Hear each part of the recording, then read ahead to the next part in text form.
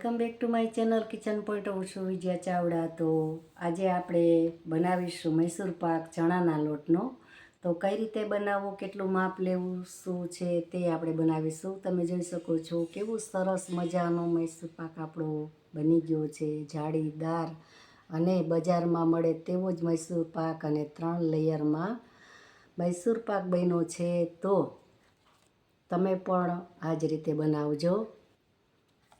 તો તમે જોઈ શકો છો અને મારો વિડીયો તમને ગમે તો લાઈક, શેર અને સબસ્ક્રાઈબ કરજો અને બેલ આઇકન પ્રેસ કરજો, તો નવા વિડીયો તમને તમારા સુધી મારા વિડીયો પહોંચે। તો ચાલો આપણે જઈએ કિચનમાં અને સ્ટાર્ટ કરીશું મૈસૂર પાક બનાવવાનો। તો મિત્રો આજે આપણે બનાવવાના છીએ મૈસૂર પાક। તો આપણે મૈસૂર માટે માપ જોઈ લેશું। તો આ માપ મેં લીધું છે, તમે જે કોઈ સેટ કરો તે એક વાટકીથી માપ લઈ લેશું, આપણે સેટ કરી લેશું। તો મેં અહીંયા વાટકી 100 ગ્રામ 150 ગ્રામ જેટલો લોટ સમાય એવડી મેં વાટકી લીધી છે। તો સૌપ્રથમ તો આપણે એ વાટકીનો જે લોટ છે તે લઈ લેશું। તો એ લોટ હું પહેલાં આમાં લઈ લઉં છું, ગ્લાસમાં ભરી લઉં છું। પછી આપણે આ જે વાટકી લીધી છે એ વાટકીના માપેથી જ આપણે બધું લેવાનું છે।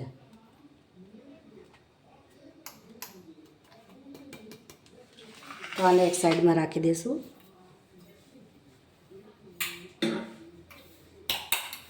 અને હવે આપણે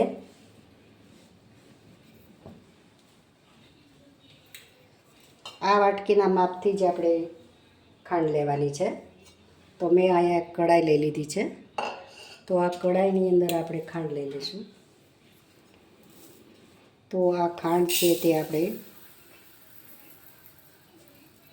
આ એક વાટકી અને 1.5 વાટકી આપણે લેવાની છે। આમાં બધા 2 વાટકી લેતા હોય છે ખાંડ, પણ બહુ મીઠો થઈ જાય એટલા માટે આપણે 1.5 વાટકીનો માપ રાખીશું। તો અહીંયા 1.5 વાટકી મેં ખાંડ લીધી છે। હવે એ ખાંડને આપણે આ તપેલીમાં લઈ લઈશું, એટલે એમાં ડાયરેક્ટ આપણે પાણી લેશું।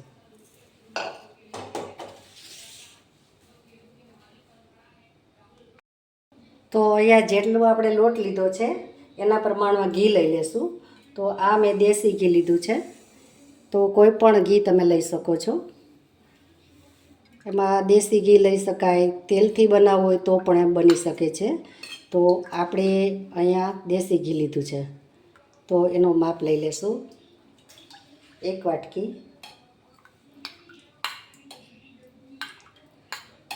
અને આ 2 વાટકી। તો ટોટલ અહીંયા આપણે 3 વાટકી જેટલું તેલ ઘી જોઈએ છીએ એમાં, અને એનો માપ બરાબર હશે તો જ તમારો મૈસૂર વ્યવસ્થિત બનશે। તો આ 3 વાટકી આપણે ટોટલ ઘી લઈ લીધું છે।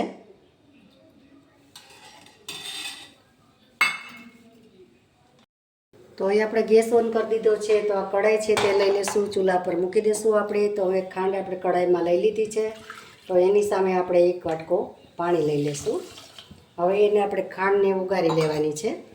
તો ગેસની ફ્લેમ આપણે અત્યારે હાઈ રાખવાની છે, ખાંડ ઓગળી જાય ત્યાં સુધી, પછી ધીમી કરી દઈશું। તો અહીંયા આપણી ખાંડ ઉગળી ગઈ છે, હવે ગેસ આપણે બંધ કરી દેવાનો છે ઘડીક વાર માટે। તો હવે આની પ્રોસેસ જે આગળની છે તે આપણે કરીશું। તો ચમચો આપણે લઈ લઈશું અને આપણે જે લોટ લીધો હતો તે લોટ આપણે એમાં લઈ અને ચાળી નાખશું। તો આ રીતે આપણે લોટને બધો ચાળી લઈશું। ગ્લાસમાં મેં એટલા માટે ભર્યો હતો કે સરસ રીતે ચરાઈ જાય અને ફટાફટ સરસ નીકળી જાય લોટ। તો તમે જોઈ શકો છો સરસ મજાનો લોટ આમાં ગ્લાસથી તરત જ ચરાઈ જાય છે। તો થોડોક આમાં રહી ગયો છે તે પણ લઈ લઈશું આપણે।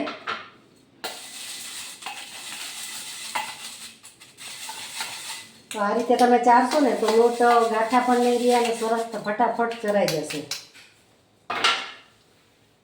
તો હવે આપણે એને મિક્સ કરી લઈશું। આની ચાસણી તાર નથી લેવાનો આપણે, એ થોડી સેજ ખાંડ ઓગળી જાય અને થોડું ઘટ થઈ જાય ત્યાં સુધી આપણે એને ઓગાળવાની જ છે ખાંડ ખાલી, પછી આપણે મિક્સ કરી લેશું આને। મિક્સ કરવામાં ગાંઠા ન રહે એનું ખાસ ધ્યાન રાખવાનું છે. હવે આપણે ખાંડમાં જે લોટ નાખ્યો હતો અને ખાંડ ઓગળેલી હતી એમાં આપણે લોટ નાખ્યો, મિક્સ થઈ ગયો છે સરસ રીતે. તો ગેસ મેં બંધ કરી દીધો હતો. હવે આપણે ઓન કરીશું. તો ગેસ પહેલાં ધીરે ગેસે રાખવાનું છે.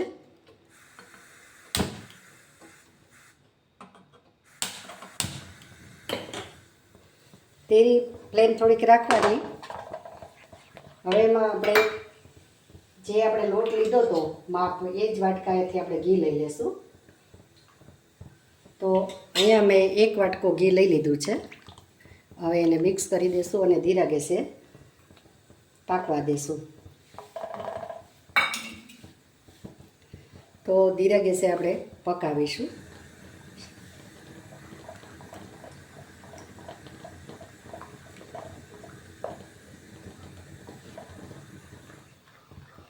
અને આપણે બીજા ગેસ ઉપર જે ઘી છે તે ગરમ મૂકી દઈશું, કારણ કે ઘી આમાં ગરમ મૂકવું જરૂરી છે ખાસ. તો હું અહીંયા જ્યાં તપેલીમાં આપણે 2 વાટકી ઘી વધ્યું છે તે આપણે ગેસ ગરમ મૂકી દઈશું. તો એ ધીરા ગેસે થાય અને આપણા લોટ પાકતો આવે અને થોડું થોડું ઘી એમાં રેડી દઈશું આપણે. તો આ રીતે બધું ઘી પણ ગરમ આપણે કરી લઈશું અને ચમચો એમાં જ રાખવાનો છે.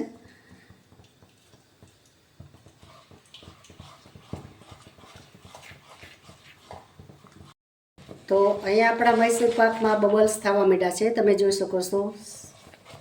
અને આપણે અહીંયા ટ્રે લીધી છે, તો આ ટ્રેમાં આપણે થોડું ઘી લગાવી દઈશું અને આ રીતે આપણે એને લગાવી દઈશું.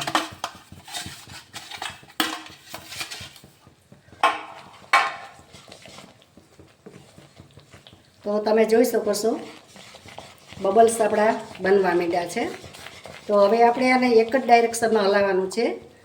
ચમચો એક જ ડાયરેક્શનમાં આપણે ફેરવવાનો છે અને gas low to medium flame રાખવાની છે. તો આપણું જે 1 વાટકી મેં ઘી લીધું હતું તે વાટકી આપણે ઘી આમાં નથી રહ્યું, અત્યારે મિક્સ થઈ ગયું છે. હવે આપણે બીજું થોડું થોડું લેતા જઈશું. આમાં થોડું થોડું ઘી લેતા જઈશું. એ ઘી મિક્સ થઈ જાય પછી જ આપણે બીજું લેવાનું છે. તો આપણે લોટ પાકતો આવશે, ચાસણી પણ જોડે જોડે થતી આવશે, બબલ્સ થશે અને સરસ રીતે આપણો મૈસૂર પાક બને. તો હલાવવામાં ખાસ ધ્યાન રાખવાનું છે કે ઘડીક વાર મહેનત ખરી આમાં પણ બને સરસ વસ્તુ. અને પહેલી વાર બનાવતા હશો તો પણ તમારી વસ્તુ સરસ બનશે. તો આપણે થોડું ઘી લઈ લઈશું. તો વિડીયોને સ્કીપ કર્યા વગર જોજો. જુઓ, તમે જોઈ શકો છો જેવું આપણે ઘી લઈએ હશે તેવા બબલ્સ થાય છે. તો થોડું થોડું આપણે ઘી લેતા જઈશું અને કેળવતા જઈશું.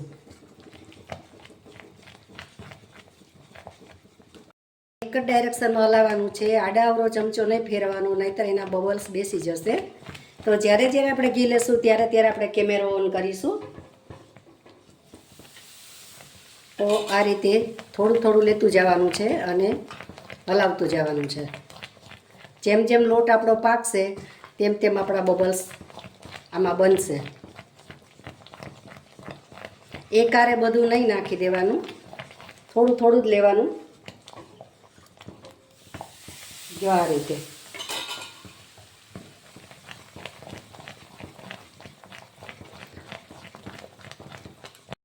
તો તમે જોઈ શકો છો આપણા બબલ્સ સરસ મજાના થાય છે. તો હવે જે આપણે થોડું ઘી લઈ લઈશું. ઘીને એક સાઈડ ધીરા ગેસે ગરમ થવા મૂકી જ દેવાનું, એટલે મૈસૂર પાક સરસ થાય. અને તમારો માપ જે મેં લીધો છે તે બરાબર તમે લેશો એટલે સરસ જ બનશે. પરફેક્ટ માપ લઈ અને મેં તમને બતાવ્યો છે આ વિડીયામાં. તો તમે પહેલી વાર કરશો તો પણ તમારો મૈસૂર સરસ બનશે.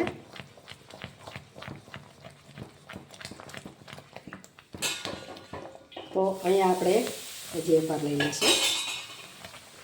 આપણું ઘી પૂરું થઈ જશે ત્યાં સુધીમાં મૈસૂર પાક પણ બની જશે.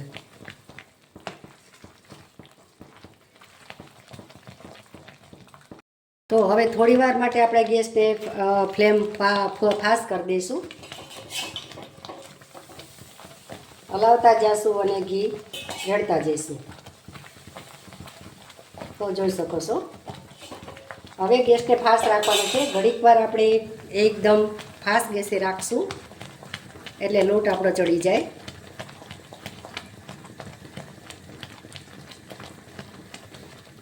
હવે આને એકદમ હલાવવાનું છે. તો જરાય પણ આમાં હાથ આપણો બંધ ન રહેવો જોઈએ અને એક જ ડાયરેક્શનમાં હલાવીશું.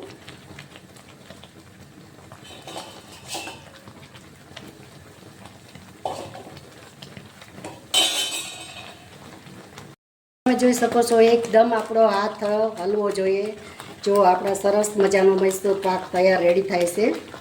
તો સેજ વાર પણ આને હાથ બંધ નહીં રાખવાનો અને આપણો મૈસૂર પાક બની જશે એટલે આપણે ઘી પણ છૂટું પડી જશે. તો તમે જોઈ શકો છો બબલ્સ આપણા પૂરેપૂરા થઈ ગયા છે. જોઈ શકો છો આપણું જે વધારાનું ઘી છે બધું નીકળી જશે. ચિંતા નહીં કરવાની કારણ કે બધું ઘી આપણે પાછું ઉપયોગમાં આવી જશે. પણ આમાં ઘી નાખવું જરૂરી છે. હવે બની ગયો છે તો અહીંયા આપણે બંધ કરી દઈશું. આપણે આ ટ્રે લીધી છે, ટ્રેમાં આપણે લઈ લેશું.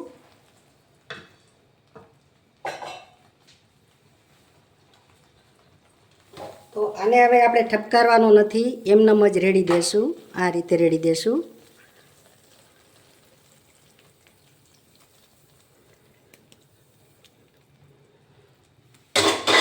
તો તમે જોઈ શકો છો મૈસૂર આપણો રેડી છે. મેં ઓલરેડી રેસીપી મૂકેલી છે ડિસ્ક્રિપ્શનમાં છે. આપણે સિંગદાણાનો મૈસૂર પાક મેં મૂકેલો છે, જોઈ શકો છો તમે. હવે એને આપણે અડધી કલાક રહેવા દેશું. અડધી કલાકમાં આપણો મૈસૂર પાક સરસ મજાનો ઠરી જશે અને 2-3 લેયર થઈ જશે. આને ઢાંકી દેવો જરૂરી છે. ફટાફટ આને ઢાંકી દઈશું આપણે આવી રીતે. મૈસૂર પાક આપણો ઠરી ગયો છે સરસ મજાનો. તો આપણે હવે એના ચોસલા પાડી લેશું. તો થોડો ગરમ હોય ત્યારે જ પાડી લેવાના તો સરસ પડશે. તો આ રીતે આપણે પાડી લેશું.